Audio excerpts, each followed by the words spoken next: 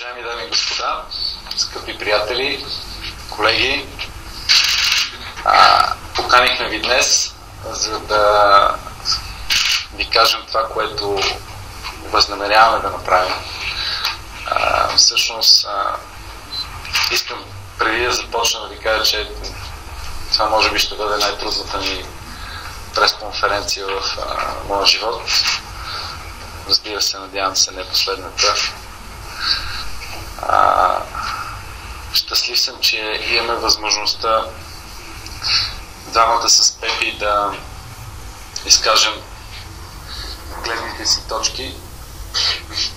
Щастлив съм, че ще имаме възможността да отговорим на всички ваши въпроси.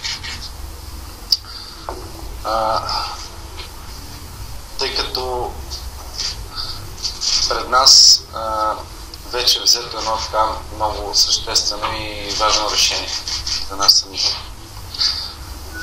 А именно това е, че ние решихме да преустановим активна състезателна дейност. Имам предвид, преустановявайки по начина, по който до момента сме били част от любимия ни спорт, именно рали спорт. Разбира се, малко ще изпреваря въпросите и бих искал да обясня защо се наложи това трудно решение да го вземем. Бих искал да започна първо с това, че причините не са финансови. Причините не са в издръжка в отбора, възможност за участие в шампионати и в различни проекти. Реалните причини са две. Първата и според мен по-съществена причина е, че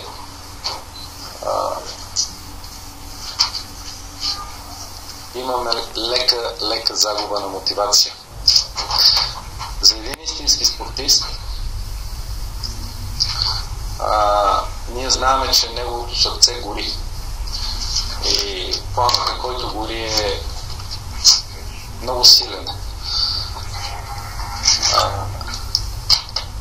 Нашия пламък в момента тлее. Разбира се, той никога няма да загасне. Тъй като специално аз винаги от дете съм мечтал да се занимавам с автомобилен спорт и с специално с рали, и това наистина ще остане за цял живот моята страст. Тъй като той е не само наука, която общо взето се учи цял живот, наистина е страст за един човек. Това е първата причина.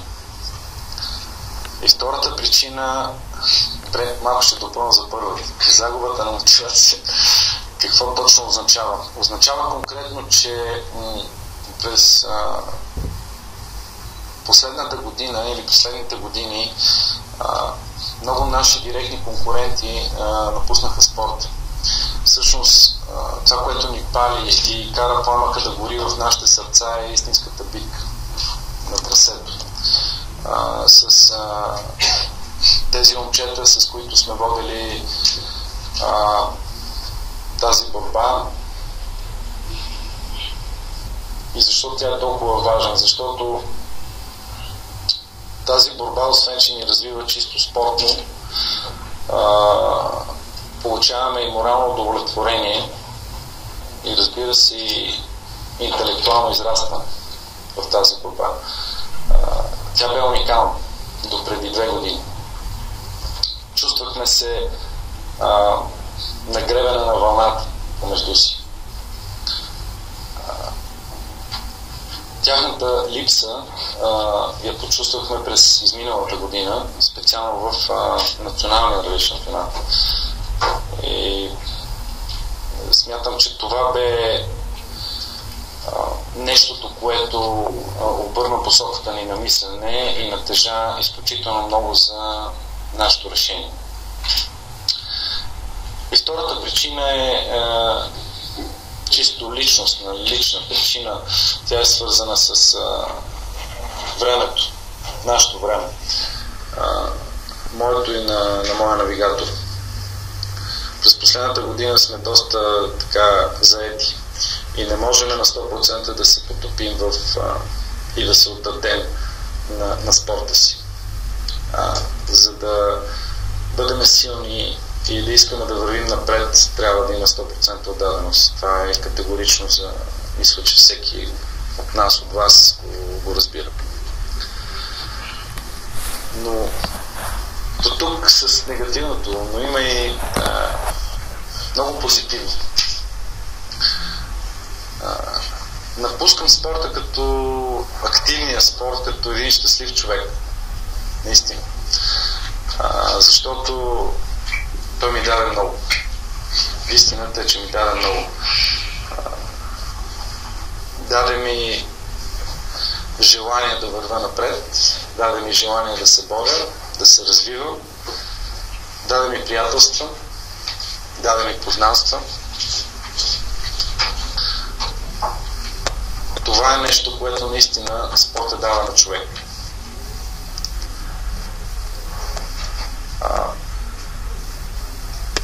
И разбира се, не бих желал да затварям и залоствам резетата на тази врата.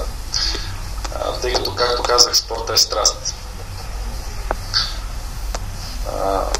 Не мога да го нареча хоби, защото в никакъв случай не е хоби.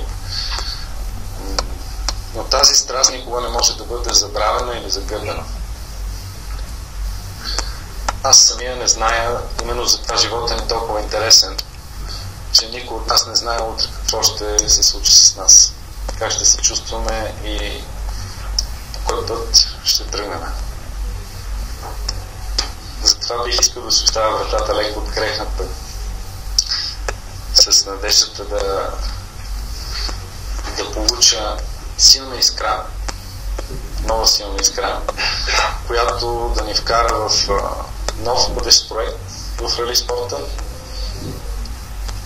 и да се върнем на сцената. Това е от мен. Мисля, че ще има после много интересни въпроси, така че ще бъда готов да ви говоря. Здравейте от мен. Както Крум каза, преустановяването на спортната ни дейност беше едно трудно решение, което трябваше да вземем. През всичките тези години имахме доста успехи. Искам да благодаря на нашите спонсори и на хората, на целия отбор, които стояха зад нас през цялото това време. Изминахме така един дълъг път. Надявам се някой ден да може да се завърнем в спорта, да имаме свободното време и възможността и пак да радваме нашите фенове и нас самите, да си радваме. Искам да благодаря на Крум, че повярва в мен и през тези години така постигнахме доста. Бъдете живи и здрави, това от мен. Аз искам само да допълня нещо тук пред вас. Донесахме нашите титли, които са за спечелването на Европейския рали трофей през 2014 година. Но това е много малка част от нашата история в спорта.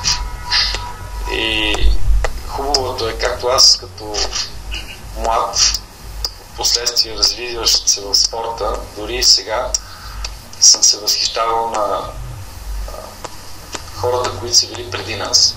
И винаги съм се опитвал да се уча от тяхните успехи, разбира се, неуспехи. Щастлив съм, че ние оставяме един сериозен отпечатък. Отпечатък, който не е за мен или за Пепи като личности, ами това са титлите за цялата ни държава.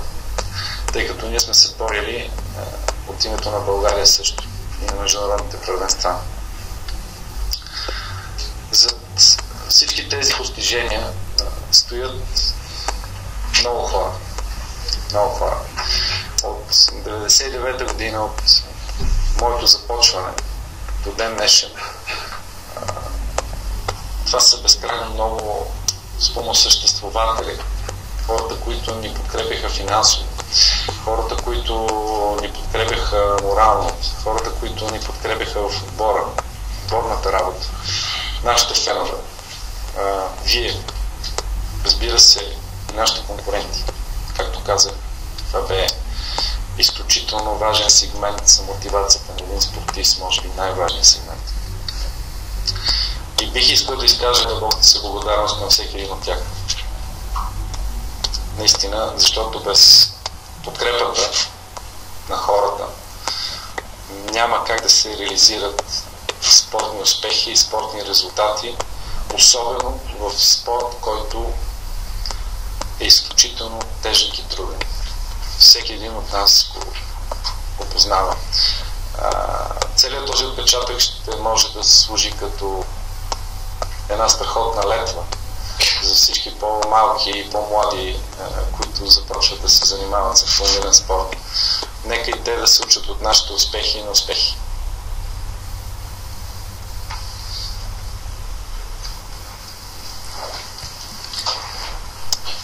Аз съм готов да получа въпроси. Георги? Това въпрос на самото какво е първо друга. Нещо друго, освен загубата на съперниците, някакви години мотивация, разбира се. Това е повторя, с какво и към теб има един въпрос, ако това е Джорджа Ивана. Ще откажа категорично. Сигурен. Както казах, мотивацията е основната причина за мотивацията, освен че седи като причина загубата на присъствието, т.е. липсата на присъствие на нашите конкуренти. Също така, както знаете,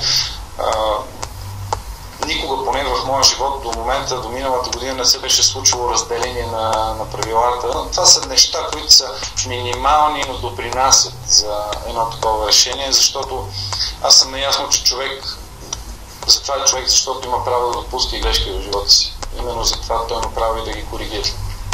Това не е основната причина, но да, разбира се, има една малка степен, която допринася за нашето решение. И това отново е свързано с мотивацията ни.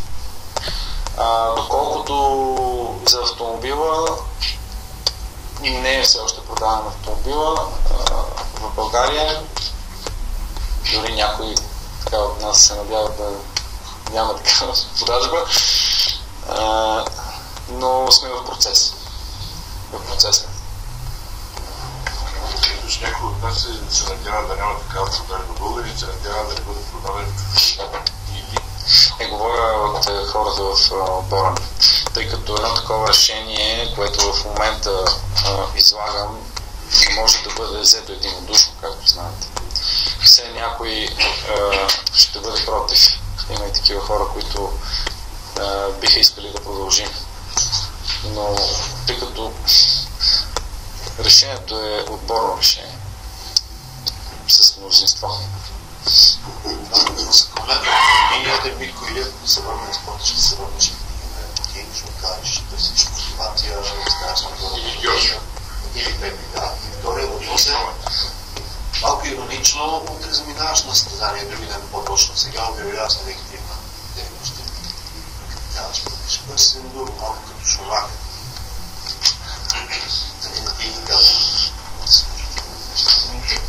Добре, на първия въпрос ще отговоря. Борбата ще бъда с вас безкрайно честен. Борбата с Митко, с Пепи, с Ясен, с Игнат винаги много ни е палева. Много ни е палева и много ни е харесва. В края на краищата ние в спорта почти тръгнахме по едно и също време и сме заедно от деца в този спорт. И спортната интрига е там. Но това би променило частично мотивацията от решението. Остава още една част, която е времето. Всъщност това е въпрос на една преценка в бъдеще. Ако се върне някой или те, ако се върнат, безспорно ще бъдем по-фокусирани да се завърнем на терена. Категорично. Доколкото отговор на твоя втори въпрос, както казах, преустановяваме активна състезателна дейност и професионална състезателна дейност. Участието ни, което предстои през уикенда в ендуро шампионата, всъщност с млечиклети, това е нещо, което аз и Пепи обичаме да правим. Заедно ще участваме в това ендуро. И смятаме, че участието ни в едно такова мероприятие би ни дало повече знания, за да си доставяме удоволствие с мотоциклетите. Обичаме да караме мотоциклети, специално ендуро мотоциклети. Не казвам, че сме ниво, напротив, ние сме абсолютно начинаещи, но пък човек се учи от така бойните условия. И не знам докъде бихме могли да стигнем, честно. Не, далече сме подиум. Ние сме преди всичко реалисти и знаейки пъти, по който минахме в автомобилния спорт и в рали спорта, абсолютно сме наясно, че този път трябва да бъде преминат навсякъде по всяка една активност в спорта. Така че не може да очакваме чудеса. Може утре и по сноуборд и по ски да ме видиш на някой слалом. Това не означава, че отиваме за да донесем тези купи. Тъй като развитието ни в автомобилния спорт е многогодишно развитие. Работата ни, тактическата и техническата ни работа в рали спорта е годишна работа, наистина многогодишна работа. Така че спортният резултат не е случайност за нито един спортист. Просто не е случайност. Той е реален. А за да бъде реален, трябва да бъде оттруден.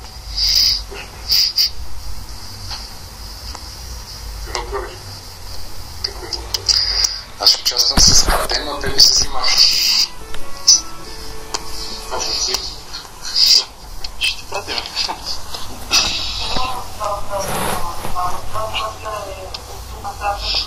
Какво и някакви професионални планове свързани, разбира се, с спорта. И вторият ми въпрос е за това много активна кариера, но нещо с което се съжалявам. Пепи, ти си. Значи не съжаляваме за абсолютно нищо поне аз. Просто усетихме, че вече нямаме възможността да се занимаваме толкова професионално, да се отдадем на 100% на спорта. Би било добре, ако по професия бях навигатор, но със съжаление не съм.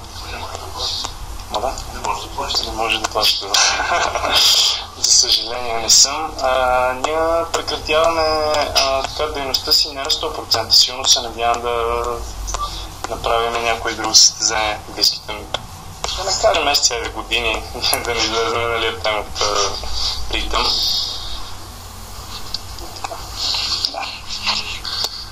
Всъщност, да допълня само отговор на Пепи. Пепи бе един от хората, които беше против това решение. Така че имате двете гледни точки точно пред вас. Разбира се, аз не го заставих с точилката и да му кажа Пепи не е много задължително. Крайното решение бе негово. Но със сигурност аз поне наистина не съжалявам за абсолютно нищо. За абсолютно нищо. Аз както казах, че през цялото това време спорта само ми е дала. Нищо не може да се сравни с това, което ти си инвестирал като труд и като страст и като време с това, което си получил от спорта. Защото накрая именно тези неща остават в човека. Желанието да върви напред, силното сърце за победа, взаимоотношенията между хората, които е получил, приятелствата, начина как, умението как да играе отборна игра. Това е много важно. Във връзка с първия въпрос, ние винаги ще остане близко спорта. Дори в момента, дори малко така отстрани, нали, не като активна състезателна дейност, но ние винаги ще бъдем с него, тъй като нашата среда е там. За дългосрочни планове, пак казах, да имам нужда или имаме нужда отбор от нещо, което да ни запали силно. Нов проект, нова идея, нов таргет, който да гоним. Мотивацията, конкурентността, визуализацията на спорта. Това са неща, които за всички вие знаете, че са болни теми, но и всички вие знаете, че липсват. Само да допълна, на всяко едно състезание ще бъде на една компетентна публика. Помниш ли как беше първата състезателна кола и първото състезание? Да. Първият ми непрофесионален състезателен автомобил бе Жигулата на моята майка. Участвах в състезание на 8 декемврийско състезание, което бе организирано от Национална спортна академия в района на Зимни дворец в София. Съвсем изненадващо някакси се добрах до второ място, бях награден с туба масло и, както казват, апетити за яденето, си казах, може би, и хората около мен също си казаха, може би, нека да опитаме. Първото ми професионално състезание, първият ми, що годе професионален автомобил, бе участието в шампионата на Купа Шкода Октавия 1999 година. Тогава участвахме в планински състезания, в пистови състезания. Първото ми състезание бе планинско българка. Спомням си, че точно преди старта бех свалил около 2 кг от пещатовата треска от препотяване, от притеснение. Много интересно чувство това. Много интересно чувство. Не, самото усещане на престартова треска, тъй като това е едно състояние, което по различен начин се приема. В тази връзка, кой е най-сладкият момент в твоята кариера? Не казвам победа, защото не вършиш по-назад на усещането, че това е било най-доброто ти състезание според теб. И съответно на другия полюс, това е момента, който ти е донесъл най-много получи вътре в теб. Най-сладкият момент в моята кариера те са моменти. Това е моментите, в които виждаш удовлетворението на хората около себе си. Най-често то се получава от чувството за добре свършена работа. Не казвам, че това е само победата. Дори и да не е победа, когато си има много трудности по време на даденото състезание и ти си ги преодолял тия трудности, си достигнал финала или позицията, която си желал, това удовлетворение. Това е най-така позитивни ми спомени. Именно от тези моменти. Негативни моменти, разбира се, има. Човек понякога се чувства тъжен, защото не е достигнал до целта, която се е поставил, поради ред причини, зависещи или независещи от него. Конкретно като причини мога да кажа, например, отпадания. Аз много така трудно ги живявам. Отпадания поради технически проблем, поради мой проблем или друг субективен фактор. Те се анализират и вървим напред, тъй като, както казах, грешки се случат.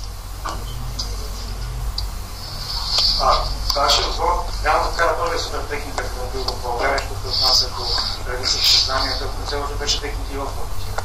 На практика с вас изчезва от българския шампионат единствения РП. И в момента всъщност екипажите, които ще карат тук нататък, са само с М4 автомобили. Как си мислите, че вашето оттегляне ще се отрази на шампионата? Винаги сме се опитвали да стимулираме автомобилния спорт. И предвид да го стимулираме, давайки му инженерно развитие, тъй като той е силно инженерен спорт. И именно това е нещото, което знаем, че държи изключително много вниманието на публиката, която е много важен фактор в спорта. Вкарвайки нови технологии, както споменахте, 2008 година, преди това 2006 с Subaru, после Mitsubishi, сега в случая Ford T5, Смятаме, че по този начин ние, освен че задържаме вниманието на хората, ние го увеличаваме. Това е едното нещо. Второ, ние се развиваме много сериозно технически. Смятам, че по някакъв начин ще се отрази нашата липса. Не мога да кажа точно по какъв и как той би могъл да бъде измерен по този начин. Но ще бъде отразен към всички наши последователи или момчета, наши колеги, които остават активно в спорта, да се опитват да върват напред, освен да развиват тяхните личностни качества, да развиват и тяхните технически възможности. За тази инженерна мисъл, за която говоря, постоянно да се опитват да въвеждат нови неща в своите автомобили, отбори, дори цялостни решения като автомобили. Но въпреки всичко смятам, че в шампионата участват изключително надарени и грамотни момчета с много възможности, личностни възможности, и смятам, че шампионата, въпреки нашата липса, ще бъде безкрайно интересен. Казва, че не съжаляваш за нищо, но все пак искам да се върна към 2010 година европейски шампионат. Водеш в един момент и после прекрати участие. За това поне не съжаляваш. Да, т.е. причината е смесена. Наистина съжалявам, защото в един момент, в който ние имахме реалния шанс да се борим за титлата и излезнахме като водачи, в момента ние трябваше да преустановим участието си поради обективна и субективна причина. Субективната причина е самообвинението към нас самите, че не успяхме да намерим необходими ресурси, за да продължим. А обективната е, че това наистина понякога не е във вас. Не можете да реагирате. Да, това е един от моментите, за които съжалявам в кариерата си. Тъй като това е цел. Това е цел, която тогава изглеждаше реално. Любимият ти автомобил? Моля? Любимият ти автомобил от всички, които си състезал с теб? За мен има два вида автомобили само. Един автомобил е най-обикновеният икономичен автомобил, с който да не ме вали дъжда, когато се придвижим. А другият автомобил, който ми е любимият автомобил, е спортен автомобил. И ако може, той да бъде рали автомобил. Това е нещо, което смятам за нещо много, което е любимо. Рали автомобил. Тъй като автомобилите сами по себе си страшно много се различават. И във всеки един от моторните спортове има много голяма инженерна обосновка и идея. Рали автомобил е нещо много специфично. Рали автомобилът ти дава възможност да се движиш с скорости на места, на които нормалните хора казват, това не е нормално. Тук измежду тия дървета автомобил лети с 30-40 метра с 200 км в час. Всъщност това е спорт. Той е опасен и то е едно голямо количество адреналин, което човек, между другото, ако свикне да живее с него, много трудно може да се откаже, тъй като неговия организъм го изисква това количество адреналин. Ако ме разбираш, имам предвид уикенда. Пато ще имаш. Ако аз искам да задам следния въпрос. Каза Таргет. Автомобилният спорт в момента е в криза, няма участници.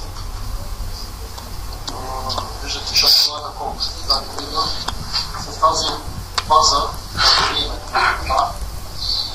мислели ли сте да създадете един млад пилот, който да го можете да го реализирате на тази шампионат? Ако не мога да бъде Таргет. Аз съм завършил специалност автомото в Национална спортна академия с степен магистър, треньорски факултет, и съм наясно какви биха могли да бъдат позитивите от едно такова решение. Като цяло, както обясних, решението взето в момента е обект на решение на целия отбор. Така че няма две мнения по въпроса. Ако имаше частично решение или идея да се продължи в тази посока в тип менеджмент, тренираност, създаване, подпомагане на мои таланти в спорта, да. Но за момента няма такова решение. Като цяло отбора излиза от спорта.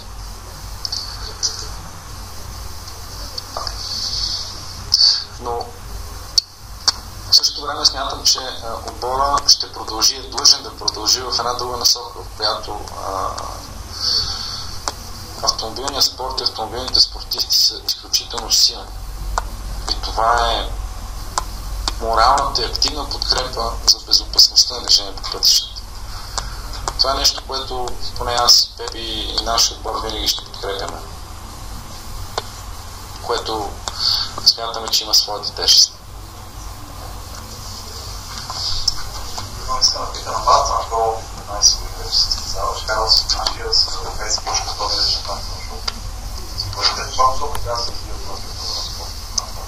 Не само да има и други спорт, правила, начин, който трябва да се развива. Къде е това характеристика, защото от 99-та година сега събора да има начало в администрацията на спорта, начин на който организират състезанията, начин на който се приема спорт. Да не се върши на плана. Разбира се, ще споделя моя мнение. Първото и най-важно нещо, в което трябва спорта да се развива, това са взаимоотношения. Това е позитивността между хората. Той е труден. Всеки го разбира. Всеки дава акъл. Всеки знае как се случват нещата. Но наистина на всички е адски трудно. Трябва да прескочиме границата на негативното и да прескочиме в границата на позитивното, като взаимоотношение между всички нас. Да подхождаме с смирение и одобрение. Независимо в каква насока са решенията. Не да оставяме решенията на този, който е дал предложението, да се оправя сам. Когато има решение с дадено предложение за себе си, ние трябва да го подкрепим. Но не морално, активно. Това е първото нещо. Тогава се тръгва по пътеката на пробата и грешката. Но независимо колко са големи грешките, те могат да бъдат оправени. Това е така наречено ноу-хау в живота. Житейски опит. Очакваме ли контролче? Не. Не мисля, това не е нещо, което седи на дневен ред и не мисля, че в този момент е нещо, което ме влече. Мен лично. Дакар? Да. Влечеме, но както казах, въпрос е време и проект. Ако имаме в главата си развит проект, който да последваме, защо не? Както и едно ВРЦ за един път с ВРЦ. Значи те пак където наистина стои далеч от вратата. Не, категорично. Аз от вратата, тя само се... Пепи го отви. С перпек кръстачка, Пепи го махне. Наистина, оставяме си вратата отворена. Казвам ви честно, не мога да кажа категорично, че аз напускам спорта, защото съм сърдит на някой си. Не е вярно. Просто не е вярно. Има смисъл да очакваме ли новини около юни месец? Не. За 2015-та новини няма да има от наша страна, поне в тази връзка.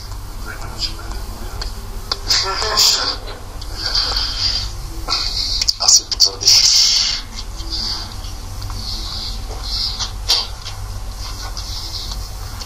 Давайте. Оставаме за следващата конференция. Когато дойде да ни обяснявате, че това е било развито резервно, защо се обръщаме в тези етапа? Искам да ви благодаря през всички тези години за всичко, което правихте. Не само за нас, не само за отбора, но и цяло за целият автомобилен спорт. И искам да ви уверя, че от наша страна това нещо е дълбоко оценено. Защото без бас никой никога няма да чуе, че той съществува. А това, което му е необходимо, е хора въвлечени в него. Кой пилот се обади първо? На кой пилот? И втория въпрос.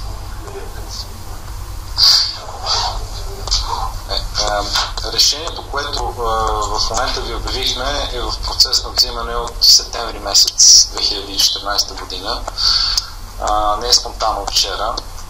С Митко говорихме около декември, мисля, че към средата на декември, и на него лично му споделих, че съм тръгнал в тази посока. Неговите думи бяха много жалко, но края на краища аз пък му казах, че ми липсва. Обадих се, съвсем случайно стана в разговора, говорих с Арчи, турския пилот, турския шампион. Съвсем случайно стана в разговора, той попита за плановете, беше преди около месец и половина, и му споделих, че няма да продължа.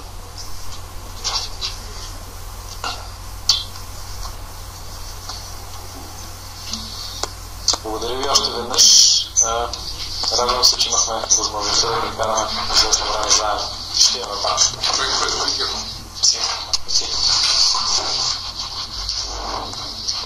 Искам после да се снимам с вас двамата скорости. Айде сега.